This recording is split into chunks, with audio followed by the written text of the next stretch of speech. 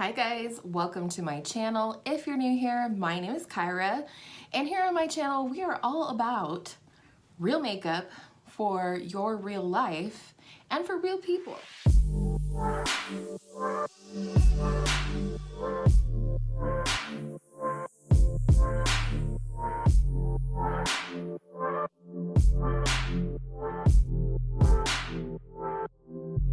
New here, a very special welcome to you. I hope you will consider subscribing before you leave if you like what you see in today's video, and it helps you find my videos more easily Tuesday, Thursday, and Saturday when I upload.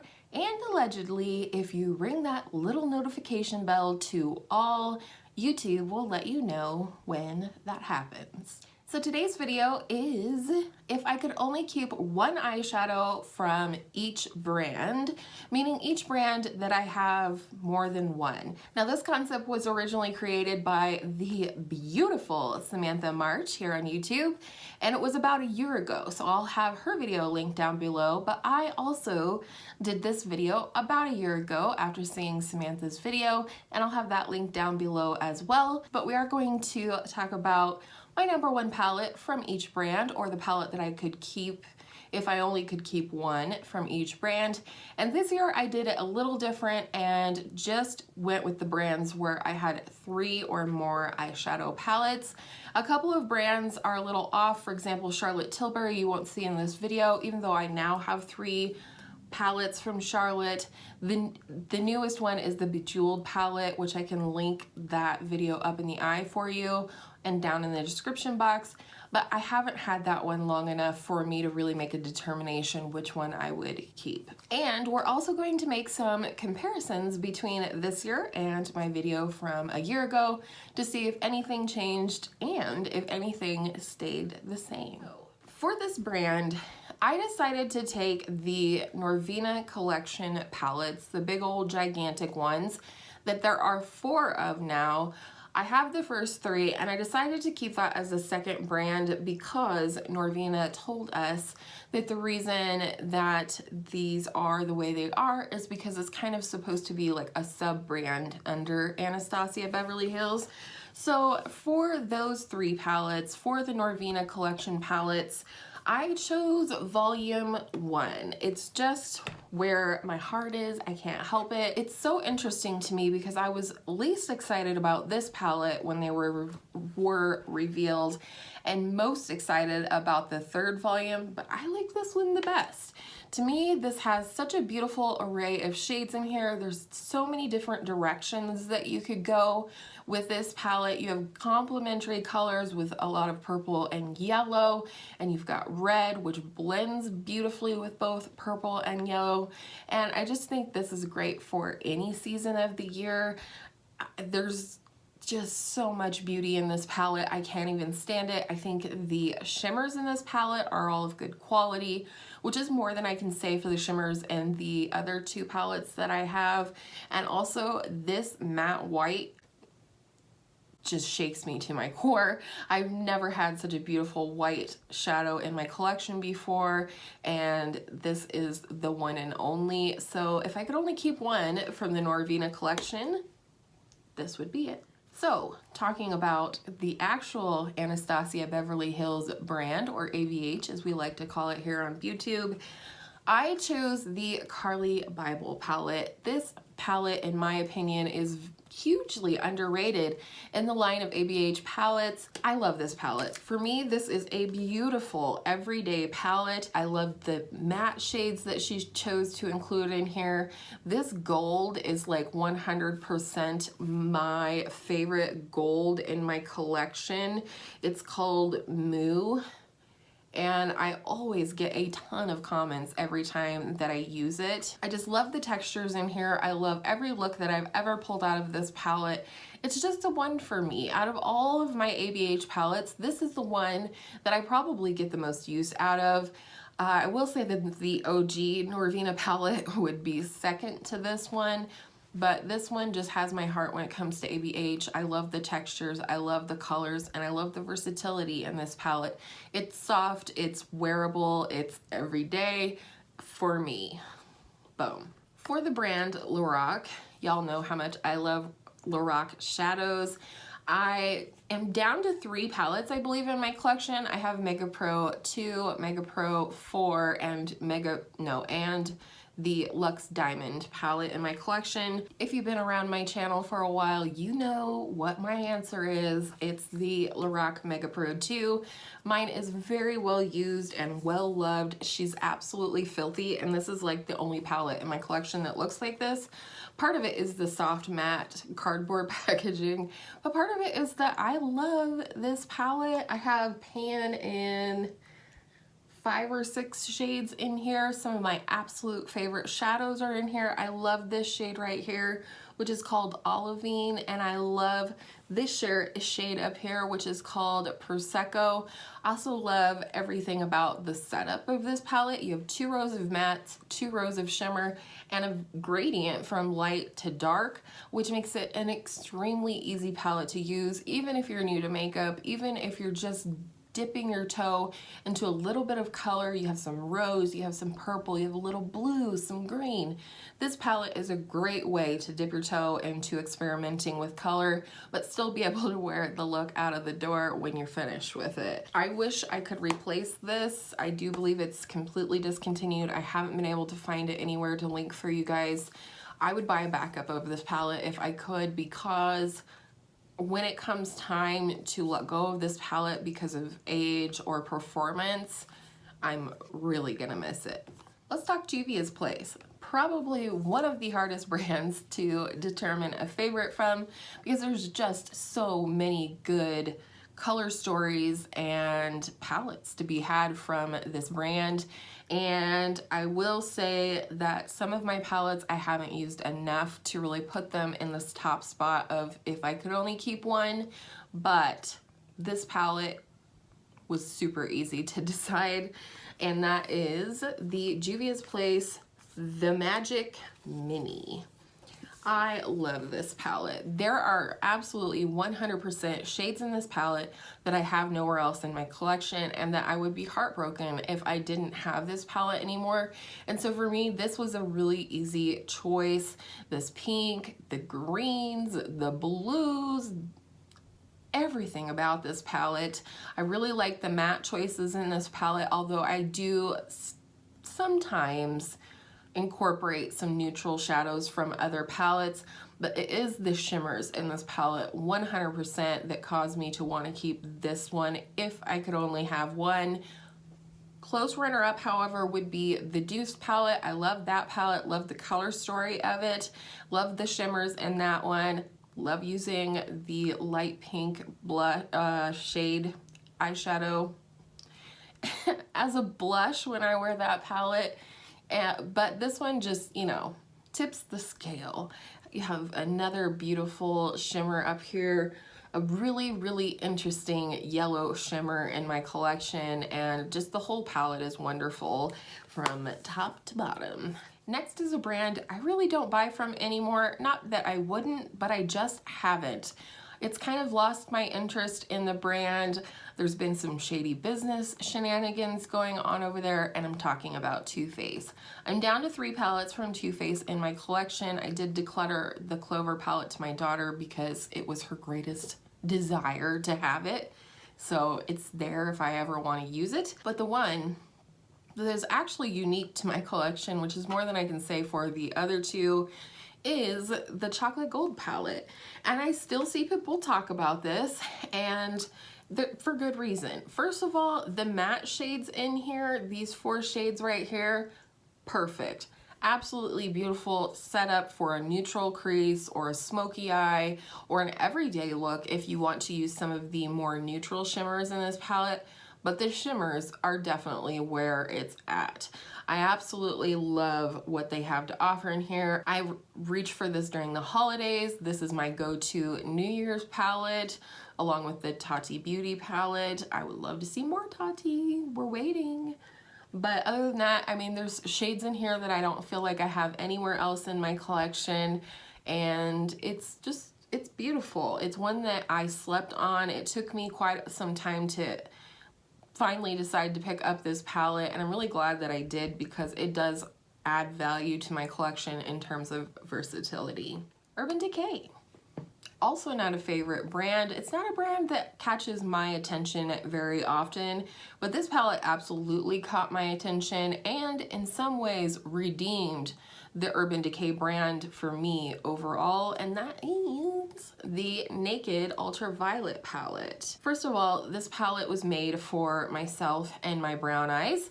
I also love that half of this palette is pretty neutral, and I can reach into this for everyday shades. I can set up a crease in a very neutral way, but then you have all this fun here on this other end. Some of them are quite unexpected. I love that they have this icy aqua shade in the center because it really adds interest to the look, whether you go with the neutrals or the purples or both. So this palette, the mattes are just so smooth. I do really like the Naked matte formula. That's one thing, even though I really disliked the color story after a while of the Naked 3 before I decluttered it. The matte shades were always phenomenal, and this palette is no exception, and it's just so unique. This is like an everyday palette with a little pop of pizzazz for me, and I love it. I'm really glad I picked it up. It comes with a phenomenal brush, which I actually keep in my everyday eye brushes and use quite frequently as well. Natasha Denona, baby. I have a lot from Natasha Denona, and I'm kind of a collector when it comes to her palettes. Now, I'm not gonna buy anything from her that I wouldn't use, that I don't like, things like that. But when it comes to palettes that she releases, if I love it, if it's something I think I will use, I'm gonna pick it up. This palette I waited on for so long, and it was one of those palettes that I would hear people talk about, you know, specific people, Samantha Ravindall, Ali Glines, just a ton of people. What's her name? Julia Adams, MUA. She talks about this palette all the time, and it is the Biba palette. Is anybody surprised? I surprised myself. And I don't know if I picked this one because I love it the most and because I use it probably the most of a lot of my palettes, or if it was that I couldn't choose between all the other ones. I digress. But this palette is perfect. I love the matte formula in here, but I love the creamy, or cream to matte, not creamy, cream to matte, cream to powder, yes. Shadows in here as well. They're just super, like almost like a watercolor wash, so super easy to work with. Cannot mess it up if you try. And then it just has the perfect 3 shimmers in here. You've got Monroe, Rustic, and Shine, and this is all I need in my life for shimmers on an everyday basis. A pinky champagne, a beautiful brownie bronze, and a gold that is not yellow like the one in the chocolate gold palette.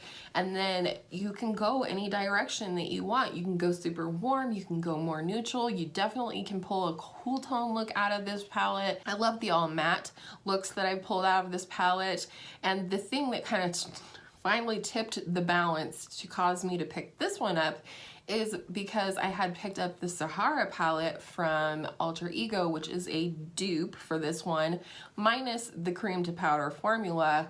And I used that one so much that I just had to buy this one because I know how much I love the cream to powder shadows from Natasha Denona, and there are quite a few in here. There are 1, 2, 3, 4. So I don't know, love it. I love it. I'm surprised myself that I pulled this one out of all the beauty that I have in my collection from Natasha Denona, but this is the one you would have to pry from my cold dead hands. BH Cosmetics, another difficult brand for me because I have quite a few.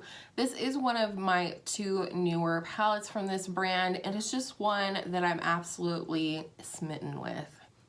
Any guesses? Smitten in Switzerland. Haha. This palette is so stunning, and I used this a bit this fall, but I'm actually more excited to use this during the winter. These are the shades that I go with during the winter when I'm bundled up in a cozy cardigan, not a see-through one like today because it's 70 degrees outside for some reason. But I do love this palette, love the mattes, love the shimmers. Beautiful sort of everyday palette again, but with a little something something that's not just brown neutrals. And I think the shimmer formula is phenomenal. I love this green in here, but these are just really something. And I think BH has been knocking it out of the park in terms of formula with these different like country travel inspired palettes that they've been creating. From e.l.f., this was hard. This was probably one of the harder brands, but I had to go back to Old Faithful, and for me that is the new classics. This is fantastic. I love that you have, you know, plenty of mattes, but also plenty of shimmers in here. It's a perfect sort of balance of matte and shimmers in here. Definitely some of these are a little bit more satin, but you have some beautiful browns. You can go in a more pinky direction. You can get real smoky with this. You can do more every day. I love this palette. I love this formula. This formula is very similar, if not a tiny bit better than the bite-size eyeshadows. So if you like those, you would love this if you're interested in the color story. And I just like this.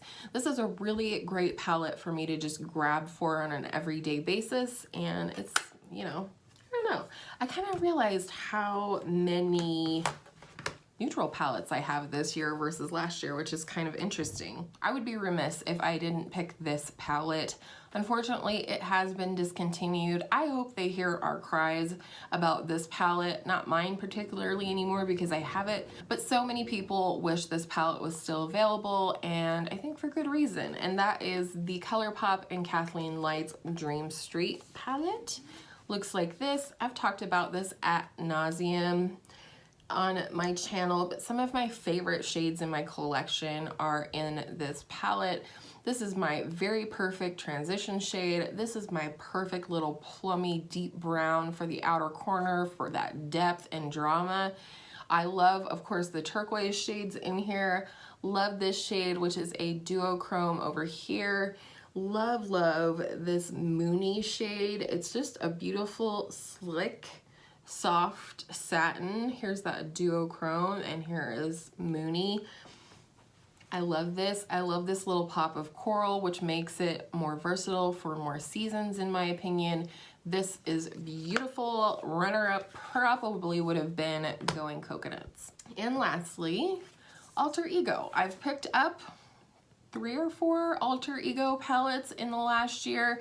Love the brand, love what they're doing, and I'm not interested in buying duplicates of palettes that I already have, but this one I was super excited about because I knew I wasn't going to buy the palette it was duping, but I did want to play with that color story, and that is the Artemis palette from Alter Ego. This was really fun. Will I tell you that it's probably comparable to Natasha Denona? No, but it's similar and the color story is similar.